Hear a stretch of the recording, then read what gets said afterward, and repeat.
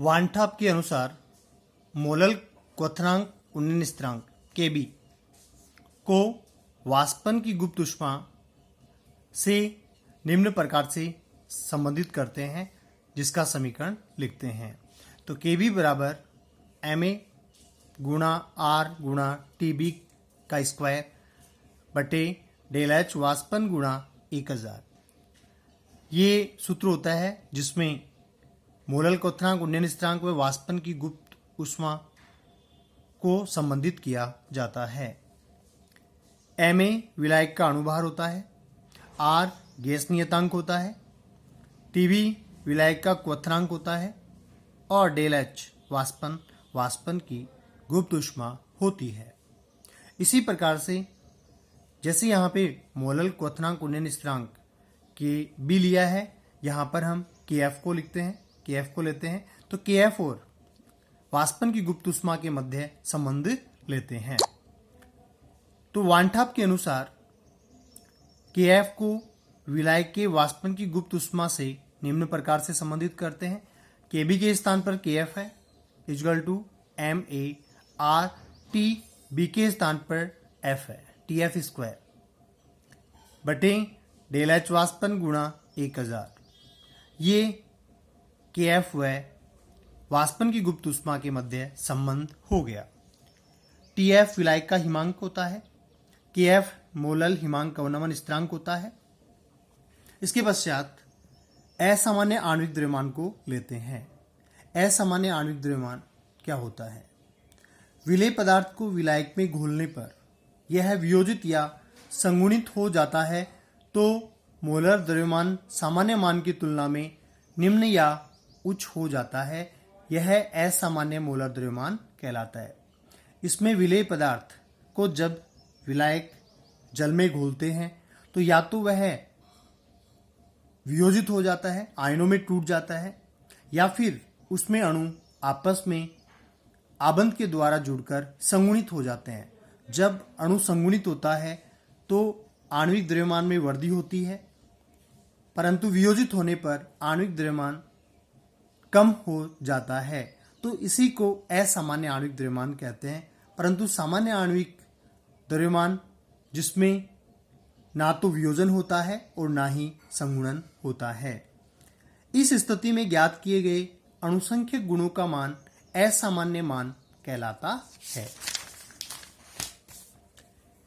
असामान्य मोलर द्रव्यमान को वानठाप गुणांक द्वारा दर्शाया जाता है, जिसे I के द्वारा लिखते हैं। वानठाप गुणांक I के द्वारा इसे लिखा जाता है। अणुसंख्यक गुणों का प्रेक्षित मान तथा सैद्धांतिक मान का अनुपात वानठाप गुणांक कहलाता है। तो वानठाप गुणांक बराबर अणुसंख्यक गुणों का प्रेक्षित मान बटा अणुसंख्यक गुणों का सैद्धांतिक मान हो गया। अणुसंख्यक गुण कणों की संख्या के समानुपाती होते हैं तथा मोलर द्रव्यमान के व्युत्क्रमानुपाती होते हैं। तो वानठाप गुणांक कणों की प्रेक्षित संख्या के समानुपाती हुआ, जबकि कणों की सैद्धांतिक संख्या के व्युत्क्रमानुपाती या कणों की संख्या के समानुपाती बटा मोलर द्रव्यमान की व्युत्क्रमानुपाती। तो I बराबर सैद्धांतिक मोलर द्रव्यमान बटा प्रेक्षित मोलर द्रव्यमान। क्वेश्चन है NaCl, CaCl2 व K4FeCN6 के मोलों को जल में घोलने पर आयनन 100% होता है। अतः एक मोल से क्रमशः 2, 3, 5 मोल आयन प्राप्त होते हैं। कैसे? NaCl का आयनन होकर के एक Na प्लस व एक Cl माइनस बनता है, तो ये 2 आयन हो गए। CaCl2 Ca2 plus plus 2 Cl minus, तो 2 Cl के हो गए, एक इसका हो गया, 3 हो गए, ये 3 हो गए यहाँ पे।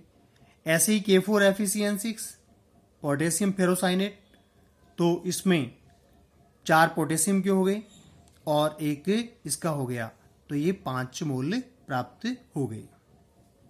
अणुसंख्यक गुण अणुभार के व्युत्क्रमानुपाती होते हैं। तो अणुसंख्यक गुण इनवर्सली प्रोपोर्शनल 1 अणुभार।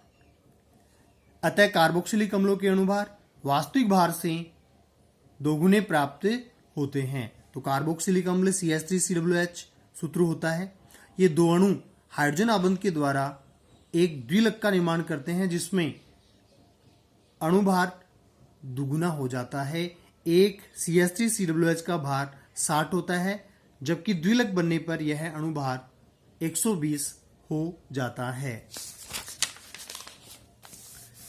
वान ठाप गुणांक को निम्न प्रकार भी लिखा जाता है: आयनन या संगुणन के पश्चात प्राप्त कणों की संख्या बट्टा आयनन या संगुणन के पूर्व लिए गए कणों की संख्या।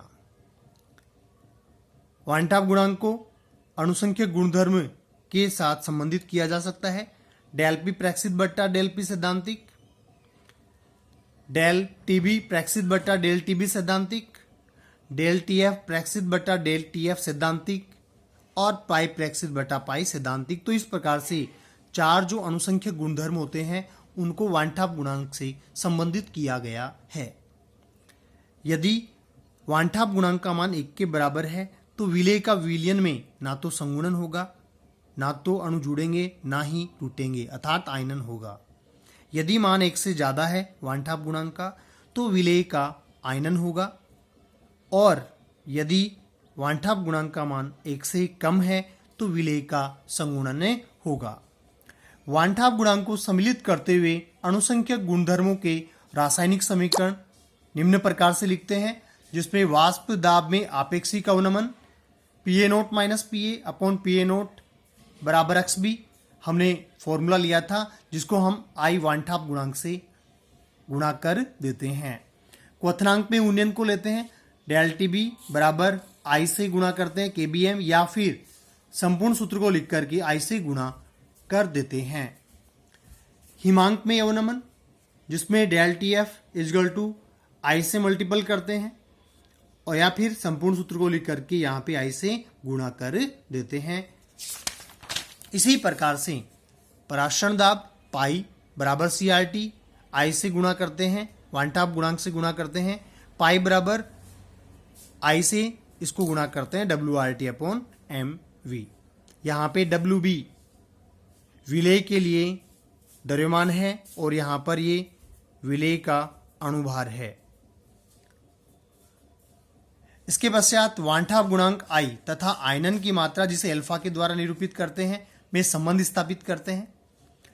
माना विलयन में A मोल विलेय घुला हुआ है, A मोल विलेय घुला हुआ है तथा आयनिक N कण देता है, आयनित होकर के ये देता है N कण। तो विलेय के आयनन की मात्रा क्या होगी? तो विलेय के आयनन की मात्रा अल्फा। प्रारंभ में मोलों की संख्या यहाँ पे A और NB यहाँ पे कण देता है, तो प्रारंभ में 1 मोल की संख्या है और इसकी 0 हो गई। आयनन के पश्चात मोलों की संख्या लेते हैं 1 माइनस अल्फा और ये N अल्फा हो जाएगी। विलेय के कुल कणों की संख्या 1 minus alpha plus N alpha, और विलेय के कणों की सैद्धांतिक संख्या है 1। वान ठाप गुणांक बराबर आयनन के पश्चात मोलों की संख्या बट्टा आयनन के पूर्व मोलों की संख्या। I बराबर 1 minus alpha plus N alpha बट्टा 1, क्योंकि सैद्धांतिक संख्या 1 है। इसको हम ऐसे लिख सकते हैं, I बराबर 1 माइनस अल्फा ये 1 प्लस अल्फा N माइनस 1, और अल्फा बराबर यदि हम लेते हैं तो 1 माइनस 1 बट्टा N माइनस 1।